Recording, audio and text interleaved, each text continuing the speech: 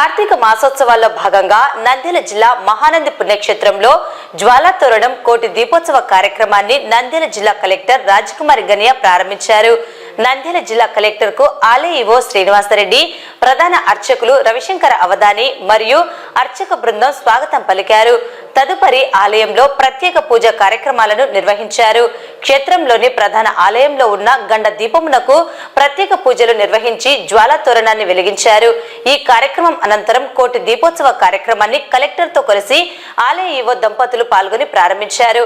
అలాగే నంద్యాల పట్టణం మూలమఠం భీమలింగేశ్వర స్వామి దేవస్థానంలో రెడ్డి సేవా సంఘం వారి ఆధ్వర్యంలో కార్తీక దీపోత్సవంలో భాగంగా జ్వాలా తోరణం నిర్వహించారు. పట్టణంలోని అన్ని శైవ క్షేత్రాల్లో కార్తీక దీపోత్సవ కార్యక్రమాన్ని భక్తి శ్రద్ధలతో నిర్వహించారు.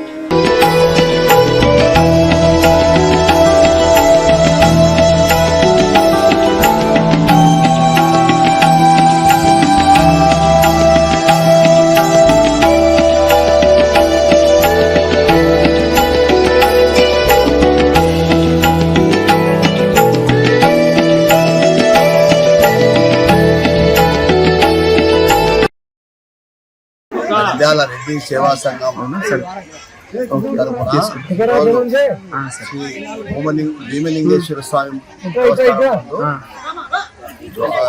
దీపోత్సవ కార్యక్రమం ఏర్పాటు చేయడానికి, అదే రకంగా దీపోత్సవ కార్యక్రమం తర్వాత జ్వాలాతోరణము, గో పూజ, ఉసిరిక పూజలు ఉంటాయి.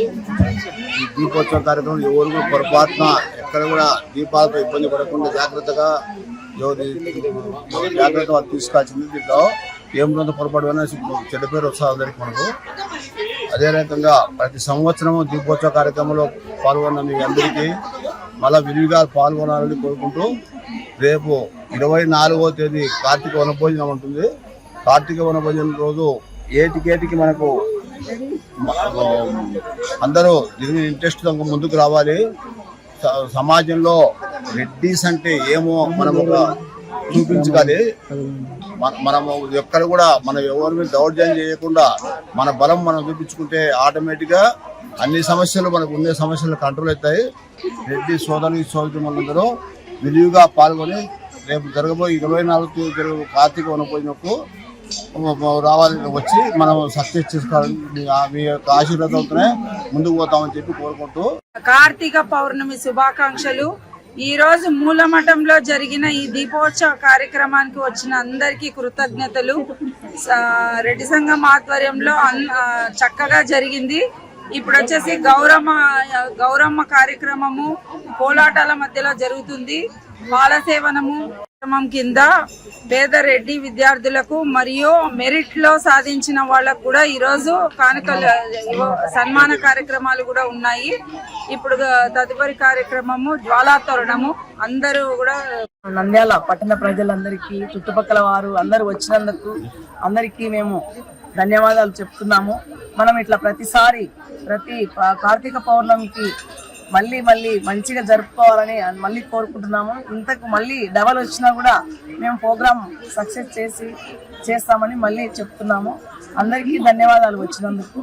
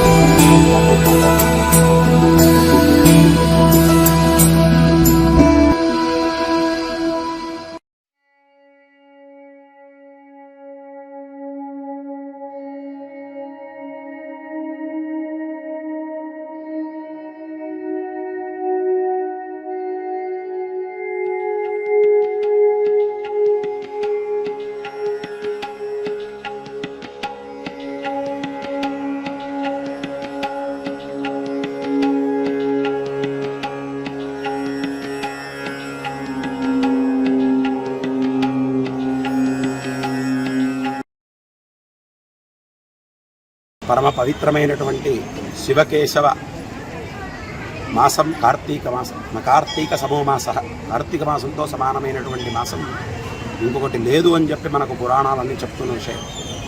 దాంట్లో భాగంగా సంజీవనగర్ రామాలయంలో అట్లా శివునికి, ఇటు కేశవునికి, ఈ మహావిష్ణువుకు ప్రీతిగా అనేక కార్యక్రమాలు ఈ కార్తీక మాసంలో జరుగుతూ వస్తూ ఉన్నాయి. దాంట్లో భాగంగా తులసి ద్వాదశి కళ్యాణం, అట్లే చక్కగా పరమేశ్వరునికి ప్రతినిత్యం 30 రోజులు కూడా కార్తీక మాస దీక్ష అభిషేక కార్యక్రమాలతో పాటుగా కార్తీక పౌర్ణమిని పురస్కరించుకొని ప్రభా సమేత సత్యనారాయణ స్వామి వ్రతాలు అశేష భక్త బృందం చేత ఈ రోజున చక్కగా నిర్వర్తించడం జరిగింది. అట్లే ఈ కార్యక్రమానంతరం సాయంకాలం ప్రదోష సమయంలో ఈసారి విశేషంగా అరుణాచల గిరి పర్వతాన్ని చక్కగా ఇక్కడ తీర్చిదిద్దారు. అరుణాచల గిరి పర్వతం, గిరి ప్రదక్షిణ ఎంత విశిష్టవంతమైందేదో మనకందరికీ తెలుసు. ఎందుకంటే సాక్షాత్తు పరమేశ్వరుడు లింగ రూపాన్ని ధరించినటువంటి క్షేత్రంగా అరుణాచల పర్వతాన్ని, అరుణాచల క్షేత్రాన్ని చెప్తూ ఉన్నారు. కాబట్టి అటువంటి పరమ పవిత్రమైనటువంటి స్థానాన్ని అరుణాచలేశ్వరుణ్ణి మధ్యలో ఇక్కడ కొలువు తీర్చి చుట్టూ కూడా ఇంద్ర, అగ్ని, యమ, నిరుతి, వరుణ, వాయు, కుబేర, ఈశాన మొత్తం 8 అష్టలింగాలను చుట్టూ కూడా ప్రతిష్ఠించి స్వామివారికి ప్రీతిగా దీపోత్సవ కార్యక్రమాన్ని, దీప ప్రజ్వలన కార్యక్రమాన్ని అశేషమైనటువంటి భక్త బృందం చేత రుద్రాభిషేకం పురస్సరంగా స్వామివారిని అలంకరించి చక్కగా కొలువు తీర్చి ఆ కార్యక్రమాన్ని కూడా చేయడం జరిగింది. ఈ కార్యక్రమానంతరం పరమేశ్వరునికి ప్రీతిగా ఈ కార్తీక పౌర్ణమి రోజు చేసేటువంటి జ్వాలా మాలికోత్సవం అంటారు.